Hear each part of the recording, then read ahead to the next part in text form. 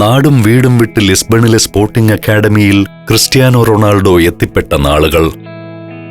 അവനന്ന് പ്രായം വെറും 12 അപരിചിതമായ ആ വലിയ നഗരത്തിൽ കുടുംബത്തെ പിരിഞ്ഞുള്ള സങ്കടത്തെക്കാൾ ആ കൊച്ചുപയ്യനെ വേട്ടയാടിയത് കൊടിയ വിശപ്പ് കൂടിയായിരുന്നു. അക്കാഡമിയിലെ ക്യാന്റീനിൽ നിന്നും ലഭിക്കുന്ന ഭക്ഷണം കുട്ടികൾക്ക് പലപ്പോഴും മതിയാകുമായിരുന്നില്ല. പുറത്തുപോയി ഭക്ഷണം വാങ്ങാനുള്ള പണവും അവരുടെ പക്കലുണ്ടായിരുന്നില്ല. രാത്രി 10:30 ആകുന്ന സമയത്ത് വിശപ്പ് സഹിക്കാൻ കഴിയാതെ വരുമ്പോൾ റൊണാൾഡോയും കൂട്ടുകാരും ചേർന്ന് സ്പോർട്ടിംഗ് സ്റ്റേഡിയത്തിനടുത്തുള്ള മക്ഡൊണാൾഡ്സിന്റെ പടിവാതിൽക്കലേക്ക് പോയി. കടയടയ്ക്കുന്ന സമയത്ത് വിൽക്കാൻ കഴിയാതെ ബാക്കി വരുന്ന ബർഗറുകൾ സാധാരണയായി കളയാറാണ് പതിവെന്ന് അവർക്കറിയാമായിരുന്നു. അത് കളയുന്നതിന് പകരം തങ്ങൾക്ക് തരുമോ എന്ന് ചോദിക്കാനാണവർ ഭയത്തോടെ ആ വാതിലിൽ മുട്ടിയത്. എഡ്ന എന്നു പേരുള്ള ഒരു ജീവനക്കാരിയും മറ്റു 2 സ്ത്രീകളുമായിരുന്നു രാത്രി ഡ്യൂട്ടിക്കുണ്ടായിരുന്നത്. കുട്ടികളുടെ വിശപ്പ് മനസ്സിലാക്കിയ അവർ മാനേജർ അറിയാതെ വിൽക്കാൻ കഴിയാതെ മാറ്റിവെച്ച ബാക്കി വന്ന ബർഗറുകൾ അവർക്ക് രഹസ്യമായി നൽകി തുടങ്ങി. തണുത്തുറഞ്ഞ ആ രാത്രികളിൽ വിശപ്പടക്കാൻ ആ സ്ത്രീകൾ നൽകിയ ബർഗറുകൾ റൊണാൾഡോയ്ക്കും കൂട്ടുകാർക്കും അമൃതിന് തുല്യമായിരുന്നു. വിശപ്പിന്റെ ഈ തീച്ചൂളയിൽ നിന്നുമാണവൻ തന്റെ പോരാട്ടങ്ങൾ ആരംഭിച്ചത്. വിശപ്പിനേക്കാൾ ആ കൊച്ചുപയ്യനെ അന്ന് വേദനിപ്പിച്ചത് ചുറ്റുപാടുകളിൽ നിന്നേറ്റ പരിഹാസങ്ങളായിരുന്നു. റൊണാൾഡോയ്ക്ക് അന്ന് ഏകദേശം 14 വയസ്സുള്ള സമയം. പോർച്ചുഗലിലെ മഡൈറ എന്ന കൊച്ചു ഗ്രാമത്തിൽ നിന്നെത്തിയ അവന്റെ ഗ്രാമീണ സംസാര ശൈലിയെയും ദാരിദ്ര്യത്തെയും അക്കാഡമിയിലെ ഒരു അധ്യാപകൻ ക്ലാസ്സിൽ വെച്ച് പരിഹസിച്ചു. സങ്കടവും ദേഷ്യവും കൊണ്ട് നിയന്ത്രണം നഷ്ടപ്പെട്ടയവൻ ക്ലാസ്സിലുണ്ടായിരുന്ന ഒരു കസേരയെടുത്ത് ആ അധ്യാപകന് നേരെ വലിച്ചെറിഞ്ഞു. ഈ സംഭവത്തോടെ കടുത്ത അച്ചടക്ക ലംഘനത്തിന്റെ പേരിൽ അക്കാഡമിയിലെ സ്കൂളിൽ നിന്നും അവനെ എന്നേക്കുമായി പുറത്താക്കി. നാട്ടിലേക്ക് മടങ്ങിപ്പോകേണ്ടി വരുമെന്നും തന്റെ ഫുട്ബോൾ സ്വപ്നങ്ങൾ അവിടെ അവസാനിച്ചെന്നും അവൻ ഭയന്നു. എന്നാൽ അത് അവന്റെ ജീവിതത്തിലെ ഏറ്റവും വലിയ വഴിത്തിരിവായി മാറുകയായിരുന്നു. വിവരമറിഞ്ഞ് ലിസ്ബണിലെത്തിയ അമ്മ ഡൊളോറസ് സ്കൂളിൽ നിന്നും പുറത്താക്കപ്പെട്ട മകനെ വഴക്കു പറയുന്നതിനു പകരം അവനോട് പറഞ്ഞു, ഇനി നീ പഠിക്കാൻ സ്കൂളിലേക്ക് പോകേണ്ട. നിന്റെ മുഴുവൻ സമയവും ശ്രദ്ധയും ഫുട്ബോളിനായി മാത്രം മാറ്റിവെക്കുക. അപ്പോഴേക്കും ടാക്കിക്കാർഡിയ എന്ന രോഗത്തെ തുടർന്നുള്ള ഹൃദയ ശസ്ത്രക്രിയ കഴിഞ്ഞ് റൊണാൾഡോ പുറത്തിറങ്ങിയിരുന്നു. ഫുട്ബോൾ ലോകത്തെയും ഡോക്ടർമാരെയും ശരിക്കും അമ്പരപ്പിച്ചത് ശസ്ത്രക്രിയയ്ക്ക് ശേഷമുള്ള അവന്റെ മാറ്റങ്ങളായിരുന്നു. പൂർണ്ണമായ സുഖപ്രാപ്തിക്ക് വേണ്ടി മാസങ്ങളോളം വിശ്രമിക്കണമെന്നായിരുന്നു ഡോക്ടർമാരുടെ കർശന നിർദ്ദേശം. പക്ഷേ അതിനാ കൗമാരക്കാരൻ ഒരുക്കമായിരുന്നില്ല. ഏവരെയും അത്ഭുതപ്പെടുത്തിക്കൊണ്ട് ആശുപത്രി വിട്ട് വെറും ചുരുങ്ങിയ ദിവസങ്ങൾക്കകം ആ 15-കാരൻ വീണ്ടും ബൂട്ടുകെട്ടി മൈതാനത്തേക്ക് ഓടിയെത്തി. പിന്നീട് സ്പോർട്ടിംഗ് സിപിയുടെ മൈതാനങ്ങളിൽ ലോകം കണ്ടത് ഫുട്ബോൾ ചരിത്രത്തിലെ തന്നെ അവിശ്വസനീയമായ ഒരു കുതിപ്പായിരുന്നു. പന്തടക്കത്തിലും വേഗതയിലും അവൻ മുതിർന്ന കളിക്കാരെ പോലും പിന്നിലാക്കി. ഇരുകാലുകൾ കൊണ്ടും അവൻ തീർത്ത സ്റ്റെപ്പ് ഓവറുകൾ പരിശീലകരെ പോലും അമ്പരപ്പിച്ചു. ആ അസാമാന്യ പ്രതിഭയെ പിടിച്ചു നിർത്താൻ സാധാരണ അക്കാഡമി ടീമുകൾക്ക് കഴിയില്ലെന്ന് സ്പോർട്ടിംഗ് മാനേജ്മെന്റ് തിരിച്ചറിഞ്ഞു. അണ്ടർ 16 ടീമിലെ സമപ്രായക്കാരായ കുട്ടികൾക്ക് അവനെ തടഞ്ഞു നിർത്താൻ കഴിഞ്ഞില്ല. അവനെ കൂടുതൽ വെല്ലുവിളികൾ നിറഞ്ഞ അണ്ടർ 17 ടീമിലേക്ക് അവർ മാറ്റി. എന്നാൽ അവിടെയും അവനിലെ പോരാളി അടങ്ങിയിരുന്നില്ല. പ്രായത്തിൽ തന്നേക്കാൾ മുതിർന്ന അണ്ടർ 18 താരങ്ങൾക്കെതിരെ അവനെ ഇറക്കിയപ്പോൾ പലരും അവനെ ശാരീരികമായി നേരിടാനും ഫൗൾ ചെയ്ത് വീഴ്ത്താനും ശ്രമിച്ചു. എന്നാൽ ജിമ്മിൽ അവൻ ഒരുക്കിയെടുത്ത ആ ഉരുക്ക് ശരീരത്തെ തളർത്താൻ അവർക്കുമായില്ല. പന്തടക്കത്തിലും വേഗതയിലും മുതിർന്ന കുട്ടികളെപ്പോലും കാഴ്ചക്കാരാക്കി അവൻ മൈതാനത്ത് വിസ്മയം തീർത്തു. വൈകാതെ തന്നെ അവൻ സ്പോർട്ടിംഗിന്റെ ബി ടീമിലേക്ക് തെരഞ്ഞെടുക്കപ്പെട്ടു. അവിടെ അവന് നേരിടേണ്ടി വന്നത് വർഷങ്ങളുടെ പരിചയസമ്പത്തുള്ള ശാരീരികമായി ഏറെ കരുത്തരായ പ്രൊഫഷണൽ താരങ്ങളെയായിരുന്നു. എന്നാൽ ആ 16-കാരന് അതൊന്നും ഒരു പ്രതിബന്ധമായിരുന്നില്ല. പ്രൊഫഷണൽ താരങ്ങളുടെ കടുത്ത പ്രതിരോധങ്ങളെ തന്റെ മാന്ത്രികമായ സ്റ്റെപ്പ് ഓവറുകൾ കൊണ്ട് ക്രിസ്ത്യാനോ റൊണാൾഡോ നിഷ്പ്രഭമാക്കി. ഒടുവിൽ സ്പോർട്ടിംഗിന്റെ സീനിയർ ടീം മാനേജരായ ലാസ്ലോ ബൊളോണിയുടെ കണ്ണുകൾ അവനിലുടക്കി. പന്തുമായി അതിവേഗം കുതിക്കുന്ന അവന്റെ അസാമാന്യമായ പാടവം കണ്ട അദ്ദേഹം ഒരു കാര്യം ഉറപ്പിച്ചു: ഇവന്റെ സ്ഥാനം യൂത്ത് അക്കാഡമിയിലല്ല, മറിച്ച് രാജ്യത്തെ ഏറ്റവും മികച്ച താരങ്ങൾക്കൊപ്പം സീനിയർ ടീമിലാണ്. അങ്ങനെ ഒരൊറ്റ സീസണിൽ വെറും ചുരുങ്ങിയ മാസങ്ങൾക്കുള്ളിൽ അണ്ടർ 16, 17, 18, ബി ടീം എന്നീ 4 കടമ്പകളും തകർത്തെറിഞ്ഞ് അവൻ നേരെ സീനിയർ ഫസ്റ്റ് ടീമിലേക്ക് സ്ഥാനക്കയറ്റം നേടി. പോർച്ചുഗീസ് ഫുട്ബോളിൽ തന്നെ ഒരുപക്ഷെ മറ്റൊരു യുവതാരത്തിനും അവകാശപ്പെടാനില്ലാത്ത അവിശ്വസനീയമായ റെക്കോർഡായിരുന്നു അത്. പടിപടിയായുള്ള വളർച്ചയായിരുന്നില്ല അത്, മറിച്ച് കാൽപന്തിന്റെ സാമ്രാജ്യം കീഴടക്കാൻ അവതരിച്ച ചക്രവർത്തിയുടെ അശ്വമേധമായിരുന്നു അത്. കളിക്കളത്തിലെ വിജയങ്ങൾക്കിടയിലും അവന്റെ ഹൃദയം എപ്പോഴും മഡൈറയിലെ ആ കൊച്ചു വീട്ടിലായിരുന്നു. സ്പോർട്ടിംഗ് സീനിയർ ടീമുമായി ആദ്യത്തെ പ്രൊഫഷണൽ കരാർ ഒപ്പിട്ട ദിവസം അവൻ നേരെ പോയത് പബ്ലിക് ടെലിഫോൺ ബൂത്തിലേക്കാണ്. വിറയ്ക്കുന്ന ശബ്ദത്തോടെ അവൻ അമ്മയെ വിളിച്ചു പറഞ്ഞു: അമ്മേ, ഇനി ആരുടെയും വീടുകളിൽ തറ തുടയ്ക്കാനും പാത്രം കഴുകാനും അമ്മ പോകണ്ട. നമ്മുടെ കഷ്ടപ്പാടുകൾ തീർന്നു. ഇനി ഞാൻ നോക്കിക്കോളാം. മറുതലയ്ക്കൽ ആ അമ്മ കരയുകയായിരുന്നു. എന്നാൽ ആ സന്തോഷങ്ങൾക്കിടയിലും ഒരു വലിയ സങ്കടം റൊണാൾഡോയെ വേട്ടയാടിക്കൊണ്ടിരുന്നു. ഫുട്ബോളിന്റെ ആദ്യ പാഠങ്ങൾ പകർന്നു നൽകിയ അച്ഛൻ ജോസ് ഡിനിസ് അപ്പോഴേക്കും പൂർണ്ണമായും മദ്യത്തിനടിമയായി മാറിക്കഴിഞ്ഞിരുന്നു. സ്വന്തം മകൻ രാജ്യത്തെ ഏറ്റവും വലിയ ക്ലബിന്റെ താരമായി മാറിയിട്ടും ആ അച്ഛന് മദ്യക്കുപ്പികൾ ഉപേക്ഷിക്കാൻ കഴിഞ്ഞില്ല. ഫുട്ബോളിൽ നിന്നും തനിക്ക് ലഭിച്ച ആദ്യ പ്രതിഫലങ്ങൾ ഉപയോഗിച്ച് അവൻ അച്ഛനെ പലതവണ ലഹരി വിമുക്ത കേന്ദ്രങ്ങളിൽ ചികിത്സയ്ക്കായി അയച്ചു. എങ്ങനെയെങ്കിലും അച്ഛനെ ജീവിതത്തിലേക്ക് തിരികെ കൊണ്ടുവരാൻ ആ 17-കാരൻ കിണഞ്ഞു പരിശ്രമിച്ചു. പക്ഷേ മദ്യത്തിന്റെ പിടിയിൽ നിന്നും പുറത്തു കടക്കാൻ അദ്ദേഹത്തിന് കഴിഞ്ഞില്ല.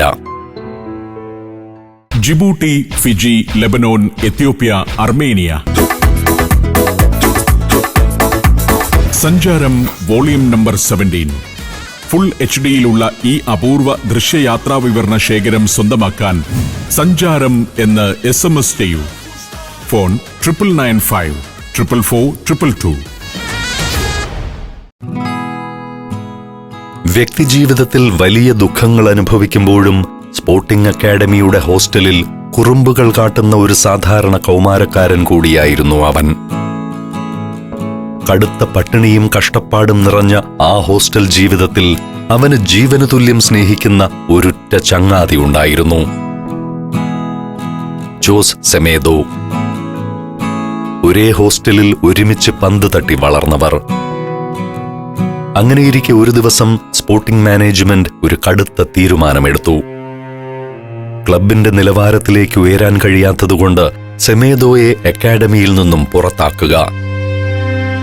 വിവരമറിഞ്ഞ സെമേദോ പൊട്ടിക്കരഞ്ഞു. പോർച്ചുഗലിലെ സെറ്റൂബെല്ലിലെ വളരെ മോശം ചുറ്റുപാടിൽ നിന്നും വന്ന അവന് തിരികെ പോകാൻ വേറൊരിടമില്ലായിരുന്നു. തന്റെ കൂട്ടുകാരൻ തെരുവിലേക്ക് മടങ്ങിപ്പോകുന്നത് റൊണാൾഡോയ്ക്ക് സഹിക്കാവുന്നതിലും അപ്പുറമായിരുന്നു. റൊണാൾഡോ ക്ലബ് അധികൃതർക്ക് മുന്നിൽ ചെന്ന് നിശ്ചയദാർഢ്യത്തോടെ പറഞ്ഞു: അവനെ ഇവിടെ നിന്നും പുറത്താക്കുകയാണെങ്കിൽ എനിക്കും ഇവിടെ നിൽക്കണ്ട, ഞാനും പോകുന്നു. പോർച്ചുഗൽ ഫുട്ബോളിന്റെ ഭാവി വാഗ്ദാനമായ റൊണാൾഡോയെ പിണക്കാൻ സ്പോർട്ടിംഗ് ക്ലബിന് കഴിയില്ലായിരുന്നു. അവർ സെമേദോയെ അവിടെ തുടരാൻ അനുവദിച്ചു. ഇക്കാലത്ത് ആ 16-കാരന്റെ ഹൃദയത്തിൽ മറ്റൊരു മനോഹരമായ വികാരം കൂടി മുട്ടിട്ടിരുന്നു: റൊണാൾഡോയുടെ ജീവിതത്തിലെ ആദ്യ പ്രണയം. സ്പോർട്ടിംഗ് ക്ലബിലെ തന്റെ സഹതാരമായിരുന്ന ബ്രസീലിയൻ കളിക്കാരൻ മരിയോ ജാർഡലിന്റെ സഹോദരി ജോർഡാന ജാർഡലുമായി റൊണാൾഡോ പ്രണയത്തിലായി. കൗമാരത്തിന്റെ എല്ലാവിധ സ്വപ്നങ്ങളോടെയും അവർ പരസ്പരം അടുത്തു. ഫുട്ബോൾ മൈതാനത്തെ കടുത്ത പരിശീലനങ്ങൾക്കും ഹോസ്റ്റലിലെ ഒറ്റപ്പെടലുകൾക്കുമിടയിൽ ആദ്യ പ്രണയം ആ കൗമാരക്കാരന് വലിയൊരാശ്വാസമായി. അങ്ങനെ സുഖദുഃഖങ്ങളുടെ വേലിയിറക്കങ്ങളിലൂടെ റൊണാൾഡോയുടെ ജീവിതം മുന്നോട്ടൊഴുകി. സങ്കടങ്ങളെല്ലാം റൊണാൾഡോ തീർത്തത് ഫുട്ബോൾ മൈതാനത്തായിരുന്നു. 2002 തന്റെ 17-ാം വയസ്സിൽ സ്പോർട്ടിംഗിന്റെ സീനിയർ ടീമിനായി അവൻ ആദ്യമായി ബൂട്ട് കെട്ടി. പോർച്ചുഗീസ് പ്രൈമറ ലീഗിൽ മൊറൈറൻസിനെതിരെ നടന്ന കന്നി മത്സരത്തിൽ അവൻ കളത്തിലിറങ്ങി. ആ മെലിഞ്ഞ 17-കാരൻ പയ്യനെ എതിരാളികൾ ഒരു സാധാരണ കളിക്കാരൻ മാത്രമായാണ് കണ്ടത്. എന്നാൽ വരാനിരിക്കുന്ന വലിയൊരു കൊടുങ്കാറ്റിന്റെ തുടക്കമാണതെന്ന് അവരാരും അറിഞ്ഞിരുന്നില്ല. റഫറിയുടെ വിസിൽ മുഴങ്ങി പന്ത് കാലിൽ കിട്ടിയ നിമിഷം അവൻ ആളാകെ മാറി. എതിർ ടീമിലെ അതികായന്മാരായ പ്രതിരോധ താരങ്ങൾ അവനെ തടഞ്ഞു നിർത്താൻ ശ്രമിച്ചു. പക്ഷേ അവരെയെല്ലാം വെറും കാഴ്ചക്കാരാക്കി മിന്നൽ വേഗത്തിൽ അവൻ മുന്നോട്ടു കുതിച്ചു. അവന്റെ കാലുകളിലെ മാന്ത്രിക ചലനങ്ങൾ കണ്ട് കാണികൾ ആർപ്പു വിളിച്ചു. ഒടുവിൽ എതിർ ടീമിലെ ഗോളിയുടെ സകല കണക്കുകൂട്ടലുകളും തെറ്റിച്ച് പന്ത് വലയിൽ മുത്തമിട്ടപ്പോൾ ഗാലറികളിൽ നിന്ന് ആർത്തിരമ്പമുയർന്നു. ഒന്നല്ല, ലോകത്തെ ഒന്നാകെ വിസ്മയിപ്പിച്ചുകൊണ്ട് 2 മാന്ത്രിക ഗോളുകളാണെന്ന് ആ കൗമാരക്കാരൻ അടിച്ചത്. ആ ഒരൊറ്റ മത്സരം കൊണ്ട് തന്നെ യൂറോപ്പിലെ വലിയ ഫുട്ബോൾ ടീമുകൾ അവനെ ശ്രദ്ധിച്ചു തുടങ്ങി. ബാഴ്സലോണ, ലിവർപൂൾ, ആഴ്സണൽ തുടങ്ങിയ വമ്പൻ ക്ലബ്ബുകളുടെ പ്രതിനിധികൾ ക്രിസ്ത്യാനോ റൊണാൾഡോയെ തേടി പോർച്ചുഗലിലേക്ക് പറന്നെത്തി. ആഴ്സണൽ മാനേജർ സാക്ഷാൽ ആഴ്സൻ വെങ്കർ അവനെ ലണ്ടനിലേക്ക് ക്ഷണിച്ചു. വിശപ്പടക്കാൻ മക്ഡൊണാൾഡ്സിന്റെ പുറത്ത് കാത്തുനിന്ന ഹോസ്റ്റൽ മുറിയുടെ ഏകാന്തതയിൽ കണ്ണീരൊഴുക്കിയിരുന്ന ആ പയ്യൻ ചുരുങ്ങിയ കാലം കൊണ്ട് ലോകത്തെ ഏറ്റവും വലിയ ക്ലബ്ബുകൾ കുതിക്കുന്ന അമൂല്യമായ ഒരു യുവപ്രതിഭയായി മാറിക്കഴിഞ്ഞിരുന്നു. ഇക്കാലത്താണ് ജോർജ് മെൻഡസ് എന്ന അതികായനായ സ്പോർട്സ് ഏജന്റ് ക്രിസ്ത്യാനോയുടെ ജീവിതത്തിലേക്ക് കടന്നുവരുന്നത്. വെറുമൊരു ഫുട്ബോൾ ഏജന്റ് എന്നതിലുപരി അച്ഛന്റെ സ്നേഹവും കരുതലും പൂർണ്ണമായി ലഭിക്കാതെ പോയ ആ കൗമാരക്കാരന് മെൻഡസ് പിതൃതുല്യനായി മാറി. റൊണാൾഡോയുടെ കരിയറിലെ ഏറ്റവും വലിയ തീരുമാനങ്ങളെല്ലാം പിന്നീട് മെൻഡസിന്റെ കൂടി ബുദ്ധിയിലായിരുന്നു ജനിച്ചത്. 2002 നവംബറിൽ റൊണാൾഡോ ലണ്ടനിലെത്തി. ഇംഗ്ലണ്ടിലെ ആ വലിയ നഗരത്തിലേക്ക് അവൻ ചേക്കേറുമെന്ന് ഫുട്ബോൾ ലോകം മുഴുവൻ ഉറപ്പിച്ചു. എന്നാൽ സാമ്പത്തിക കാരണങ്ങളാലും മറ്റ് പ്രതിഫല തർക്കങ്ങളെ തുടർന്നും ആ വലിയ ട്രാൻസ്ഫർ അവസാന നിമിഷം വഴിമാറിപ്പോയി. വിധി അവനായി കാത്തുവെച്ചത് മറ്റൊരിതിഹാസ തിരക്കഥയായിരുന്നു. 2003 ഓഗസ്റ്റ് 6 സ്പോർട്ടിംഗിന്റെ പുതിയ ഹോം ഗ്രൗണ്ടായ എസ്റ്റാഡിയോ ജോസ് അൽവാലഡയുടെ ഉദ്ഘാടന മത്സരം. എതിരാളികൾ ഇംഗ്ലണ്ടിലെ രാജാക്കന്മാരായ സാക്ഷാൽ മാഞ്ചസ്റ്റർ യുണൈറ്റഡ്. മൈതാനത്തുനിന്ന് റൊണാൾഡോ തീപ്പൊരി പാറിച്ചു. മാഞ്ചസ്റ്റർ യുണൈറ്റഡ് പോലൊരു വമ്പൻ ടീമിനെതിരെ യാതൊരു ഭയവുമില്ലാതെ അവൻ പന്തുമായി കുതിച്ചു. ജോൺ ഒഷി ഉൾപ്പെടെയുള്ള യുണൈറ്റഡിന്റെ വമ്പൻ പ്രതിരോധ നിര ആ കൗമാരക്കാരന്റെ വേഗതയ്ക്ക് മുന്നിൽ പകച്ചു നിന്നു. മാന്ത്രികമായ കാൽചലനങ്ങളിലൂടെയും സ്റ്റെപ്പ് ഓവറുകളിലൂടെയും യുണൈറ്റഡിന്റെ പ്രതിരോധ കോട്ടയെ അവൻ പലതവണ പിച്ചിച്ചീന്തി. ലോകത്തെ ഏറ്റവും മികച്ച പ്രതിരോധ താരങ്ങൾ ആ 18-കാരന് മുന്നിൽ വെറും കാഴ്ചക്കാരായി മാറുന്നത് ഗാലറി അമ്പരപ്പോടെ നോക്കിക്കണ്ടു. ആ മൈതാനത്തവൻ തൊടുത്തുവിട്ട ഓരോ പാസുകളും ചെന്ന് തറച്ചത് മാഞ്ചസ്റ്റർ യുണൈറ്റഡിന്റെ പരിശീലകനായ സാക്ഷാൽ അലക്സ് ഫെർഗൂസണിന്റെ ഹൃദയത്തിലേക്കായിരുന്നു. മത്സരത്തിന്റെ ഇടവേളയിലും കളി കഴിഞ്ഞ ശേഷവും യുണൈറ്റഡിന്റെ ഡ്രസ്സിംഗ് റൂമിലെ ചർച്ചാ വിഷയം മുഴുവൻ ആ മെലിഞ്ഞ പോർച്ചുഗീസ് പയ്യനായിരുന്നു. റിയോ ഫെർഡിനാൻഡിനെയും റോയ് കീനിനെയും പോലുള്ള യുണൈറ്റഡിന്റെ സീനിയർ താരങ്ങൾ ഫെർഗൂസന്റെ അടുത്തു വന്നൊറ്റ സ്വരത്തിൽ പറഞ്ഞു, ബോസ്, എന്ത് വില കൊടുത്തും ആ പയ്യനെ നമുക്ക് വേണം. കളി കഴിഞ്ഞ് സ്റ്റേഡിയം വിടും മുൻപേ ഫെർഗൂസൺ ഒരു കാര്യം ഉറപ്പിച്ചു കഴിഞ്ഞിരുന്നു. ഈ അത്ഭുത ബാലനെ സ്വന്തമാക്കാതെ താൻ മാഞ്ചസ്റ്ററിലേക്ക് മടങ്ങില്ല. ഫെർഗൂസൺ ക്ലബ് അധികൃതരോട് ഗൗരവമായി തന്നെ ആ ആവശ്യം ഉന്നയിച്ചു. ആ മത്സരം കഴിഞ്ഞ് വെറും ഒരാഴ്ചയ്ക്കകം ഏകദേശം 12 മില്യൺ പൗണ്ട് എന്ന അന്നത്തെ വലിയൊരു തുകയ്ക്ക് മാഞ്ചസ്റ്റർ യുണൈറ്റഡ് ആ പോർച്ചുഗീസ് താരത്തെ സ്വന്തമാക്കി. ഇംഗ്ലീഷ് ഫുട്ബോൾ ചരിത്രത്തിൽ ഒരു കൗമാര താരത്തിന് ലഭിക്കുന്ന റെക്കോർഡ് തുകയായിരുന്നു അത്. ആ തുക അവന്റെ കുടുംബത്തിന്റെ തലവര ഒറ്റ രാത്രി കൊണ്ട് മാറ്റിമറിച്ചു. എന്നാൽ പണത്തിന് തീർക്കാൻ കഴിയാത്ത വലിയൊരു സങ്കടം ആ വീട്ടിലുണ്ടായിരുന്നു.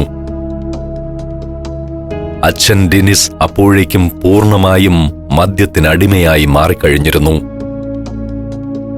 മാഞ്ചസ്റ്ററിൽ നിന്നും തനിക്ക് ലഭിച്ച വലിയൊരു തുക റൊണാൾഡോ ആദ്യം ചെലവാക്കിയത് അച്ഛനെ ചികിത്സിക്കാൻ വേണ്ടിയായിരുന്നു. പക്ഷേ അത് ഫലം കണ്ടില്ല.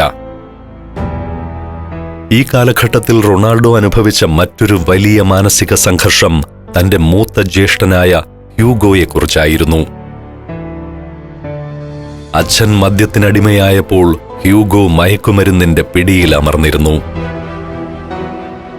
തന്റെ സഹോദരൻ ലഹരി ഉപയോഗിച്ച് നശിച്ചു പോകുന്നത് റൊണാൾഡോയ്ക്ക് സഹിക്കാൻ കഴിഞ്ഞില്ല.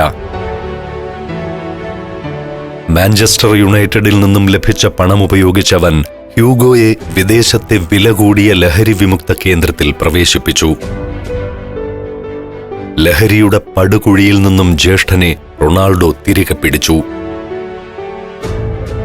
അങ്ങനെ ദാരിദ്ര്യത്തിന്റെ പടുകുഴിയിൽ നിന്നും ലിസ്ബണിലെ തെരുവുകളിൽ വിശന്നലഞ്ഞ ആ പഴയ പയ്യൻ തന്റെ 18-ാം വയസ്സിൽ ഫുട്ബോൾ ലോകത്തെ ഏറ്റവും വിലപിടിപ്പുള്ള താരങ്ങളിൽ ഒരാളായി ഇംഗ്ലണ്ടിലേക്ക് വിമാനം കയറി.